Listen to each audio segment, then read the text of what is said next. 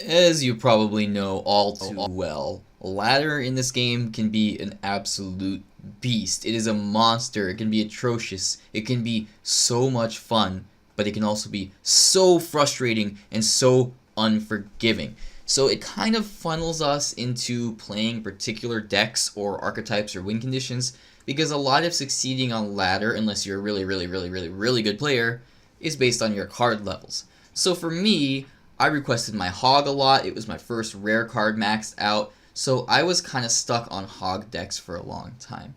I finally switched over to Golem because I got my Golem up to max level, but then, my Lumberjack and my Night Witch, two cards that are pretty core in a Golem deck, were only like level 10, 11, so it wasn't that great. So what I did here tonight was I crafted my own variation based on my cards that I have leveled up of kind of a pseudo 2.6 Hog Cycle deck mixed up with a Hog Executioner Lightning deck. So guys, let's take a look at some of these matches.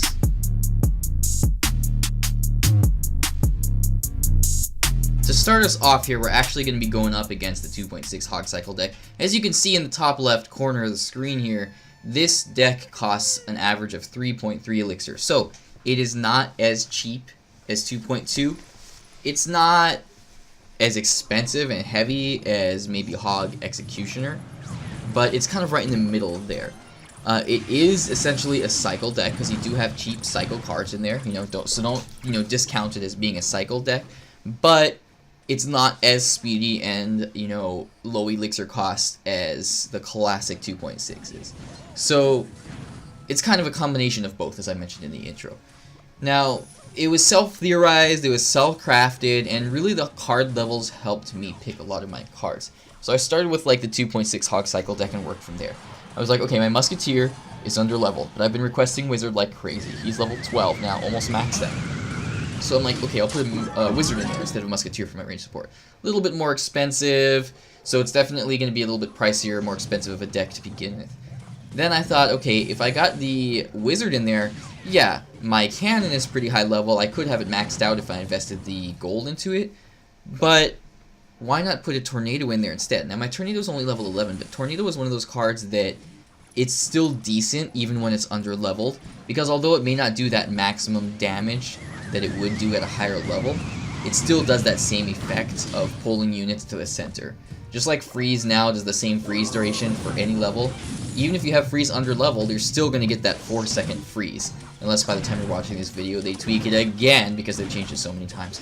But you guys get what I'm saying. So it's one of those cards that's pretty decent, despite it being a little bit under leveled. And then, of course, I got the Ice Spirit.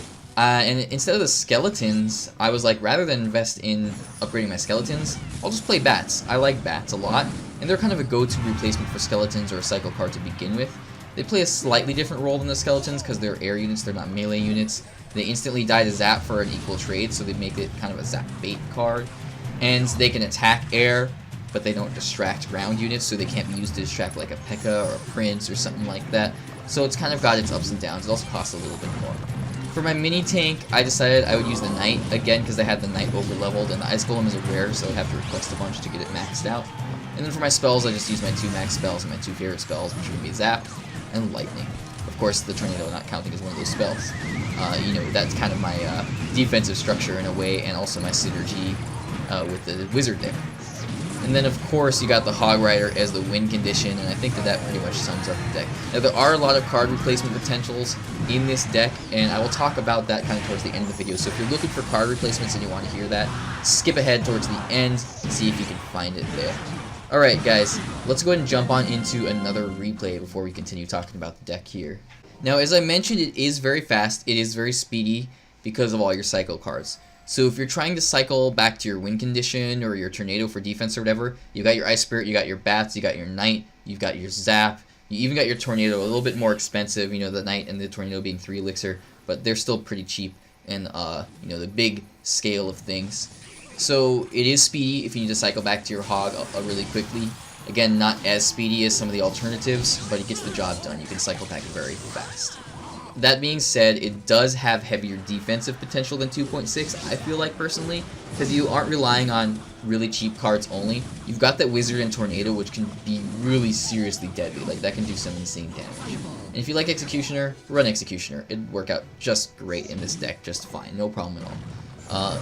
But again, I'll talk about card replacements more in detail at the end here. So let's see. Cheap, fast cycle deck with a little bit heavier, more defensive potential than 2.6.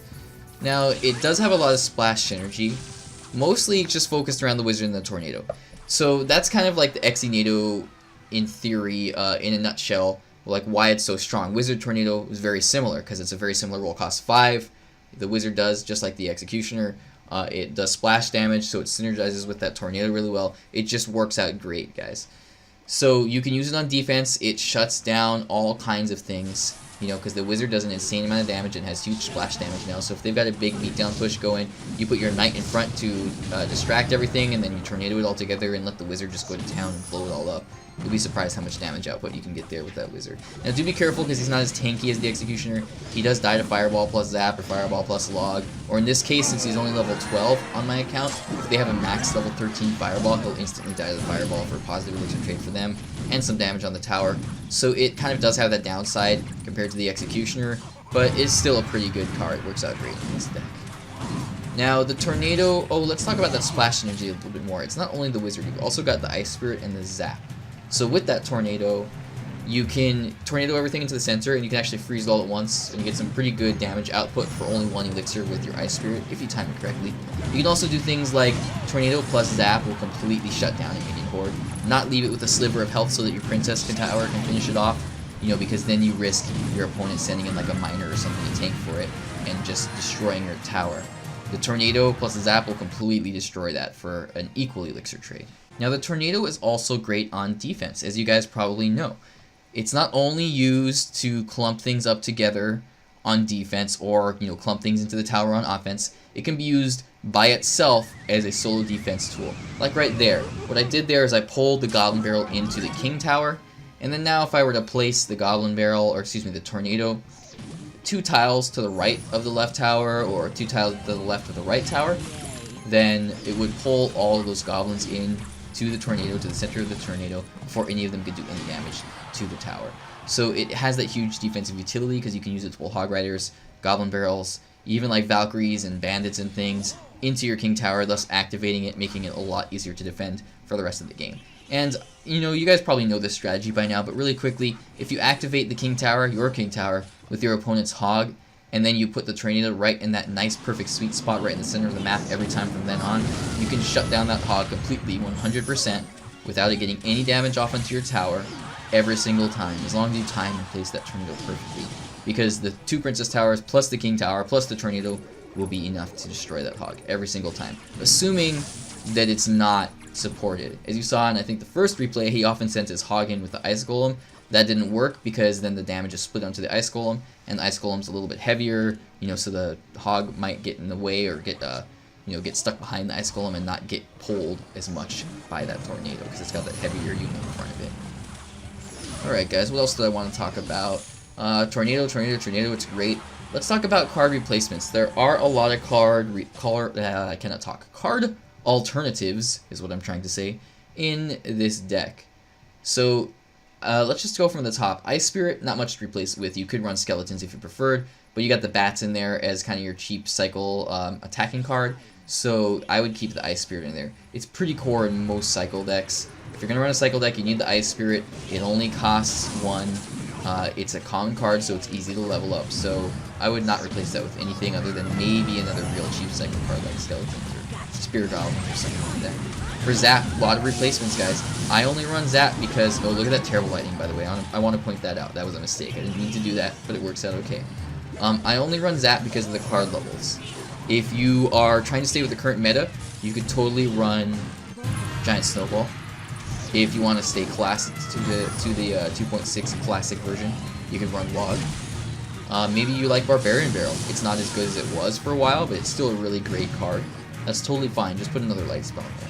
I know I touched up on the Bats already, but basically another cycle card. Skeletons would be the go-to replacement. If you prefer something a little bit tankier like Goblins, that's fine. Or maybe you like Spear Goblins, that's fine too. Knight has a number of replacements. Classically, in 2.6 you would see the Ice Golem there. And that's what I started with, as I mentioned. So you could totally replace that Knight with an Ice Golem if you wanted. If you want something a little bit beefier that did some splash damage, you could go with a Valkyrie. You could possibly do like a Bandit or a Royal Ghost, but that doesn't give you that mini tank role. Those two units play kind of a different role than like the Knight or the Valkyrie or the Ice Golem. Now don't get me wrong, like Royal Ghost would work great in here. It does splash damage, it's kind of tanky. Bandit's got that dash effect, it's a little bit tanky, but they don't have that same like mini tank health pool and roll, you know, and slowness and everything as the other alternatives that I mentioned before that. For the Hog Rider, I mean, don't get me wrong, guys. You could put another win condition in here if you wanted to make this like a cheap, like I don't know, Ram Rider deck or something. I think that would work fine. Or even Battle Ram. Battle Ram doesn't quite play the same role as Hog Rider, but it's relatively similar, so you could replace it. If you really wanted to have fun, maybe even like a Skeleton Barrel, but in that case I'd probably go like Ice Golem and maybe put like a Miner or something in there. Have those 2 mini tanks for that Skeleton Barrel, or a Balloon or something like that. So have fun with it with the win condition. I'm playing it as a Hog deck, so it's kind of based around that. That's the most ideal thing, but I think that you could totally play these other cards with another win condition, no problem. Now the Wizard, as I mentioned with the Wizard, very replaceable with Executioner. Traditionally, this deck, or variations of this, would run Executioner. Again, I only run Wizard because of the card levels. I have it leveled up, whereas my Executioner, being an epic and one that I haven't invested requests into, is a little bit under leveled. Now, if you wanted to go more 2.6 classic style, you could just do Musketeer. If you wanted to have a little fun and be more control-y, you could do E-Wiz. Pretty much any range support card like that would work out great. If you want to make it a little bit cheaper, honestly, Archers fit out great in a lot of 2.6 decks, and so that would be just fine. Archers would be a viable replacement, I think. Then we got the Tornado. Tornado's replacement is going to be Cannon or Tesla. Now, if you replace the Wizard with Archers or Musketeer or E-Wiz, something that attacks 1 or 2 units rather than having that massive splash damage, you're probably going to want to replace the Tornado as well. Maybe not, maybe you'll keep the Tornado in there. But the main reason that I have the Tornado in there is because I chose Wizard as my range support unit. Now, if I had the Musketeer, again, I wouldn't really need that. I wouldn't need to be able to clump units up together, so I wouldn't necessarily need that Tornado. Maybe I could go for Cannon if you prefer Tesla or Inferno Tower. You're getting more and more expensive, but they're definitely great replacements that work out really well in a deck like this. Now for Lightning. Lightning's real easy to replace. Honestly, you could just go Poison or Fireball. Of course, you could go Rocket if you wanted. If you want to run double Light Spell, I wouldn't recommend it in this deck. I'd run a Heavy Spell or a Medium Spell. I think the most core basic one would just be Fireball. Hog Poison's not in a great place right now, but it has been decent at certain times. Hog Rocket is actually really good, and that would synergize really well with the Tornado.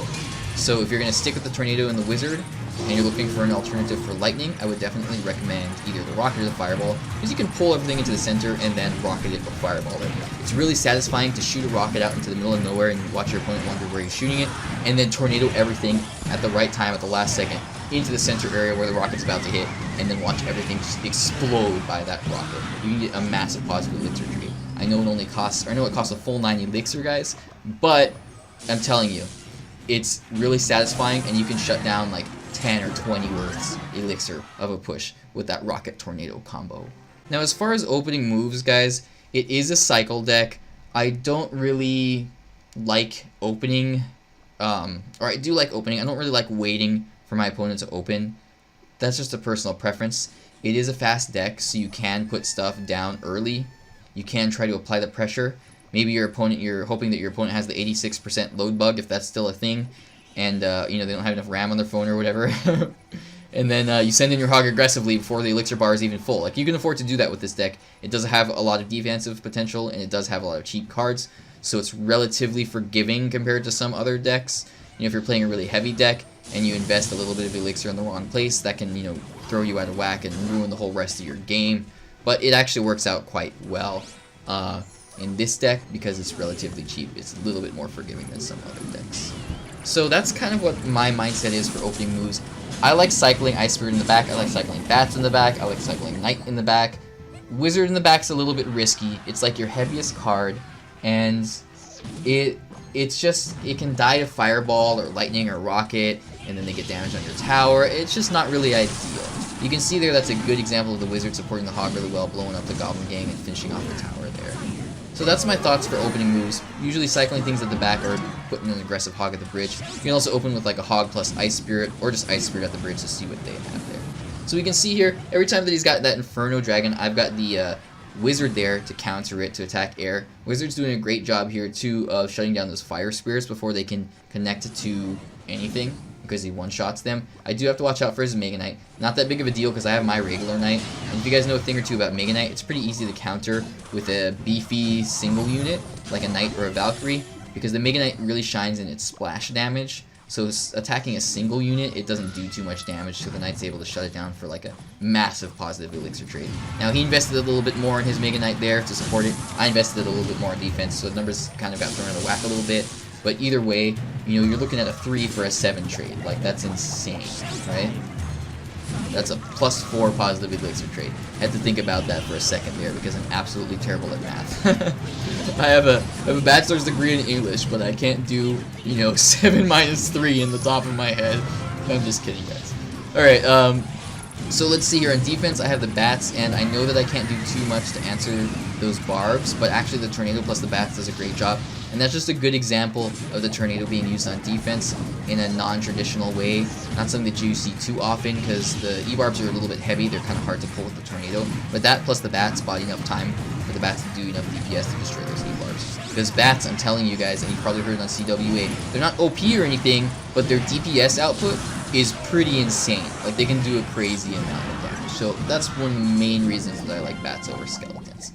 Anyway, guys, that is our last replay, so let's go ahead and wrap on up this video. If you made it all the way until the end here, you rock, thank you, I really appreciate it. Make sure to leave the video a thumbs up if you enjoyed it, because that really helps the channel grow. If you don't like it, go ahead and leave it a thumbs down. Let me know what you guys think in the comment section below, good or bad, you know, if you like this format, if you dislike this format, all that good stuff. Or if you have any questions about the deck, don't hesitate to ask. I will be sure to get back to you.